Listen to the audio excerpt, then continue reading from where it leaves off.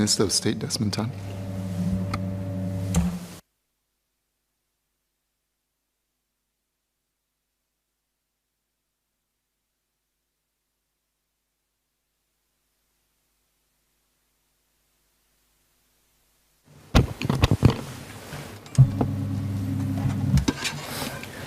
Mr. Speaker, on behalf of the Minister, I will now take members through the second part of the bill that empowers us to counter foreign interference through local proxies. Despite the proliferation of foreign interference attempts in the digital space, we will still see many instances of interference by hostile foreign actors in the physical world through compromising local proxies. One example that was raised in Minister's speech took place in Australia, where a former senator received donations from an individual with connections to a foreign government. The former senator then advocated for the foreign country's position on the South China Sea, despite it being contrary to his party's position. Another example took place in 2015, where Reuters reported that a state-linked company was covertly backing at least 33 radio stations in countries across the Asia-Pacific region to form a global network broadcasting news that placed a particular state in a positive light. Closer to home, Singapore is not immune. In the 1980s, the first secretary of the United States Embassy in Singapore, Hank Hendrickson, cultivated a group of Singaporean lawyers to join opposition politics and contest the 1988 general election. The lawyers were offered funding, and one of them was even offered refuge in the US should he subsequently run into difficulties with the Singapore government. We should update our laws to address the new ways that foreign actors can influence local political individuals and entities. We currently have the Political Donation Act, or PDA, that prohibits political associations as well as election candidates and their agents from accepting monetary donations from foreign sources. However, the PDA does not cover other individuals who are directly involved in our political processes, such as our members of parliaments or MPs. Also, the PDA only covers monetary donations and does not cover other possible vectors of interference, such as through formal affiliation with a foreign organization and provision of volunteer services by foreigners. To strengthen our safeguards, this bill will repeal the PDA, bring the existing PDA obligations into this bill, and introduce some additional countermeasures. First, let me go through the individuals and entities that this bill aims to cover. Clause 14 of the bill defines individuals and entities who are formally involved in our political processes, such as, define them, let me say that again. Clause 14 of the bill defines individuals and entities who are formally involved in our political processes as politically significant persons, or PSPs. These are listed in the bill and are namely political parties, political office holders, MPs, which includes elected MPs, NCMPs, and NMPs, leader of the House, leader of the opposition, election candidates, and election agents. The bill also empowers the competent authority, a civil servant in MHA appointed by the Minister for Home Affairs, to designate other individuals and entities as PSPs if certain conditions are met. Clause 14, read with Clause 47 and 48, empowers the competent authority to designate entities and individuals respectively as PSPs if they are members of foreign political or legislative bodies, or their activities are directed in part towards a political end, and the competent authority assesses that it is in the public interest that countermeasures be applied. It is important that we have levers to designate and impose countermeasures on individuals and entities who may be at risk of foreign interference and have exhibited behavior that points to such risk. It also has the effect of promoting transparency and deterring would-be foreign actors with malicious intent from trying to influence Singapore's politics through these local proxies. I will now talk about the different countermeasures that will be imposed on both defined and designated PSPs. All PSPs will have to comply with a baseline set of obligations and countermeasures. We will apply the most stringent countermeasures on defined PSPs, as they are directly involved in the Singapore's political process. For designated PSPs, in the first instance of designation, their obligations only pertain to disclosure. However, Clause 88 provides for countermeasures to be stepped up if conditions are met, potentially to the same level as those for defined PSPs. The countermeasures on PSPs are detailed in Chart 2 that was earlier distributed. First, let me talk about donations.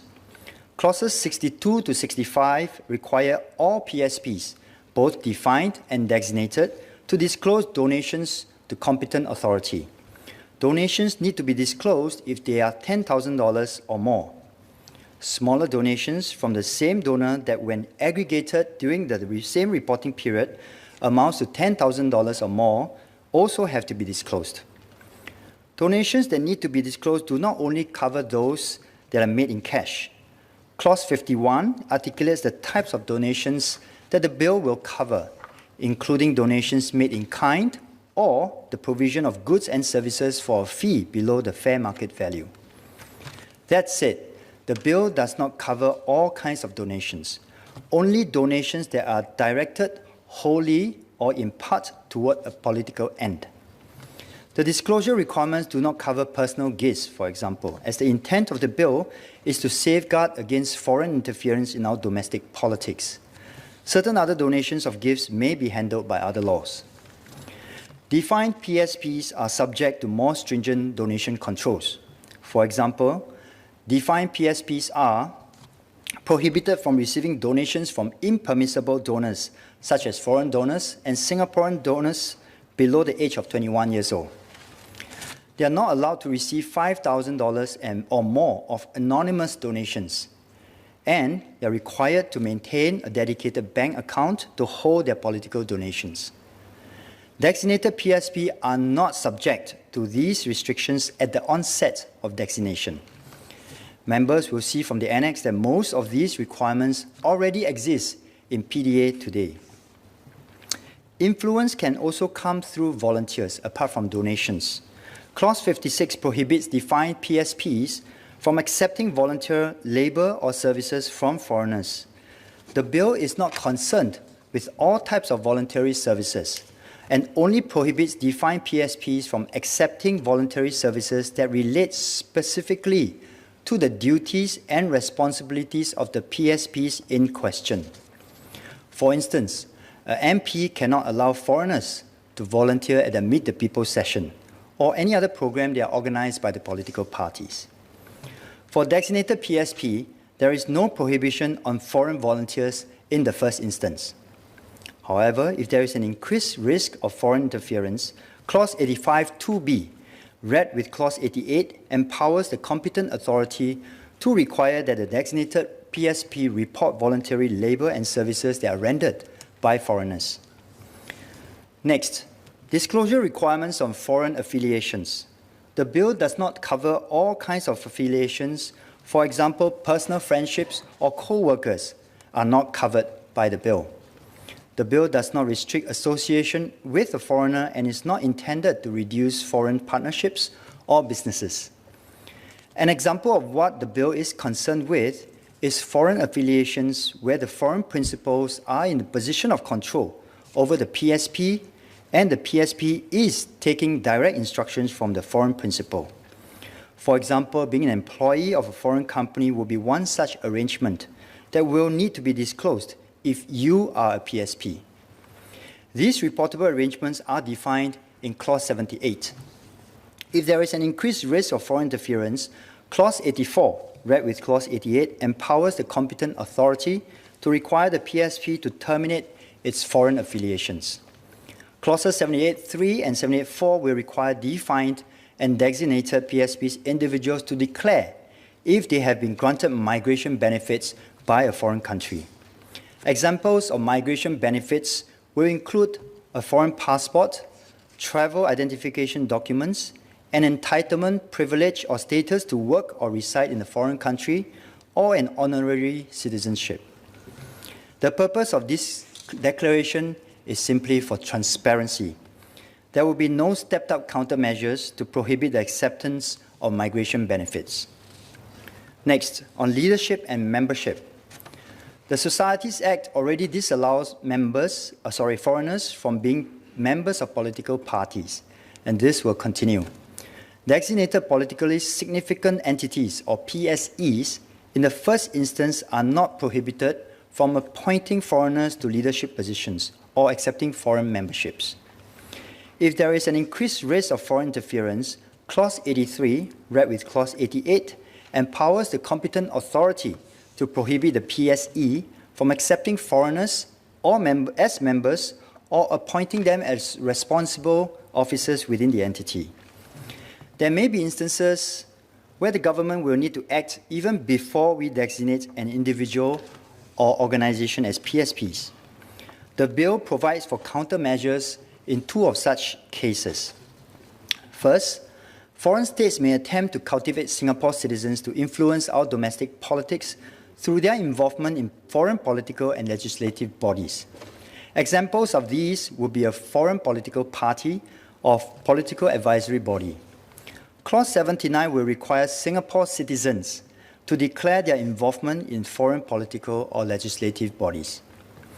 MHA recognizes that there may be innocuous instances where Singaporeans living abroad join foreign political bodies, such as Singaporean students joining foreign political parties while they are studying abroad, out of their own personal interests.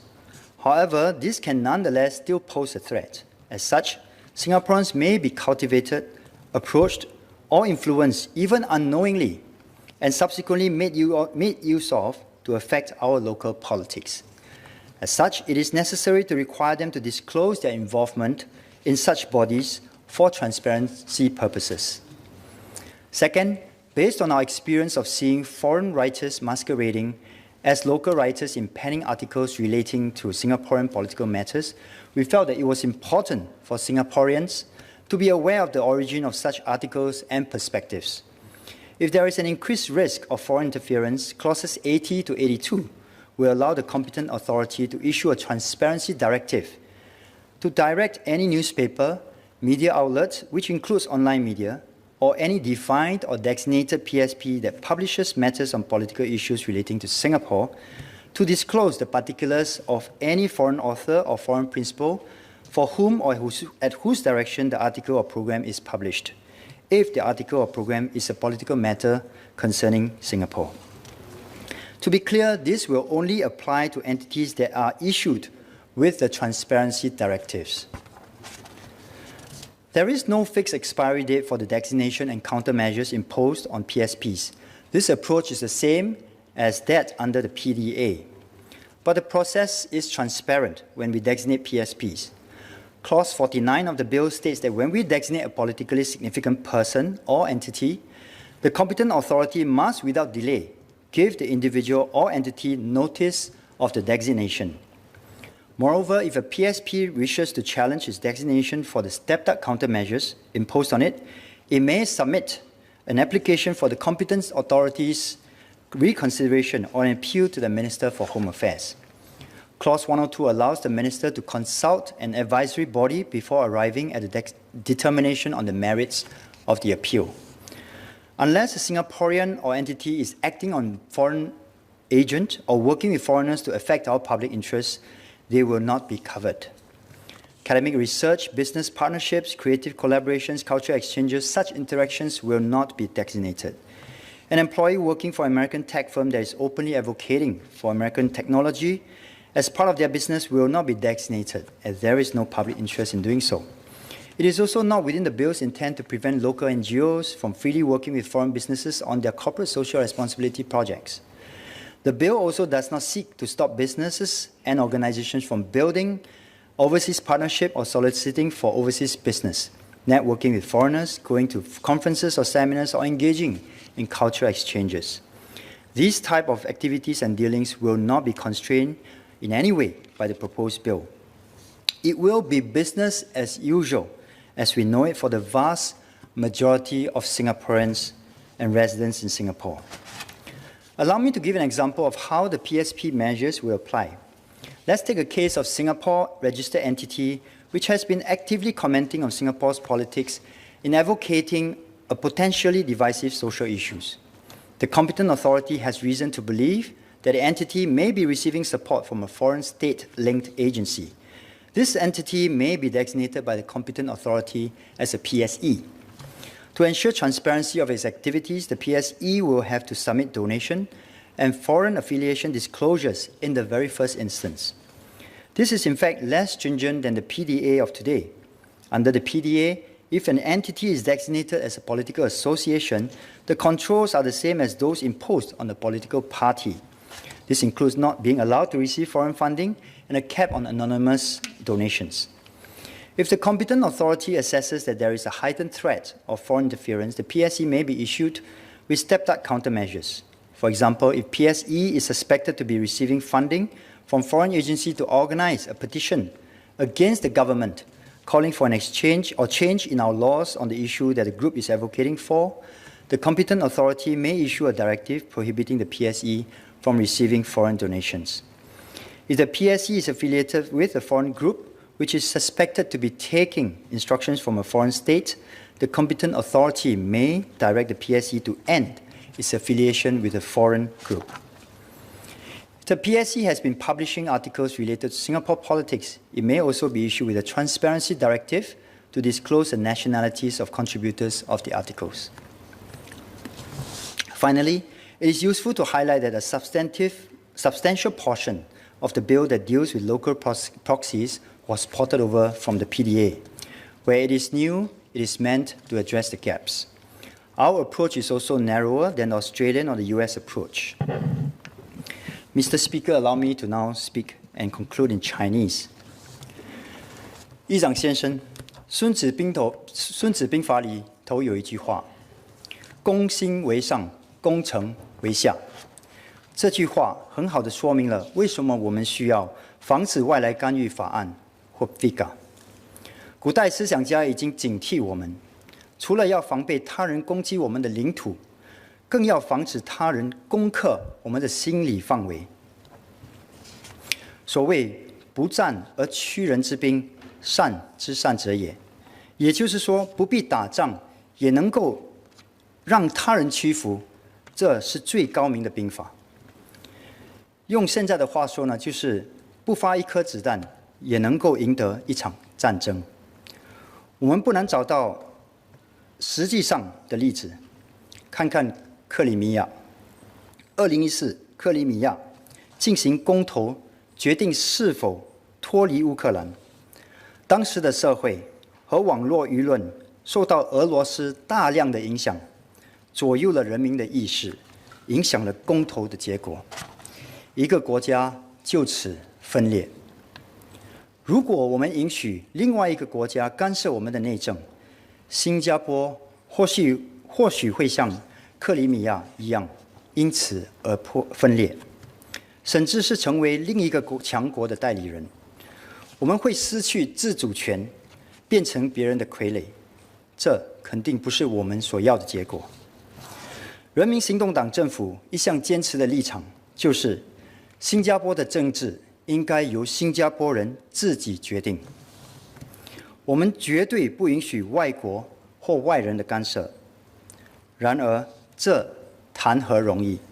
在世界的大舞台上，新加坡是一个弹丸小国。作为一个小型开放的经济体和多元化的社会，我们非常容易受到外国势力的干涉。为了更好地维护国家的利益，我们必须及时更新我们的法律，以应对外来的威胁。另外，我也必须指出，和目前社会上有些言论相反，法案无意针对企业、学术机构、贸易协会、宗族协会或其他的文化、宗教、社区或慈善团体，跟外国进行合法的交流。新加坡人仍然可以自由表达自己的意见。其实我们希望新加坡人能够真正自主自由地表达自己的意见，而不是他人的意见。我希望大家谨记 ，FIGA 所针对的攻心之计是最难抵御的，因为一个人的观念受到的外来实力的影响是没有痕迹的。一旦观念变成信念，要改变就可能已经太迟了。立法能够为我们设下基本的防御，但是我们更希望 FIGA 能够警惕国人，不要被外来实力利用来做出危害新加坡国家利益的事情。我希望我们能够全民一心，下定决心，坚持新加坡自身的命运只能由新加坡人来决定。Mr. Speaker, this government has taken a firm stance against foreign interference since our independence. This bill ensures that Singaporeans retain the freedom to decide how we should govern our country, how we should live our lives. Thank you.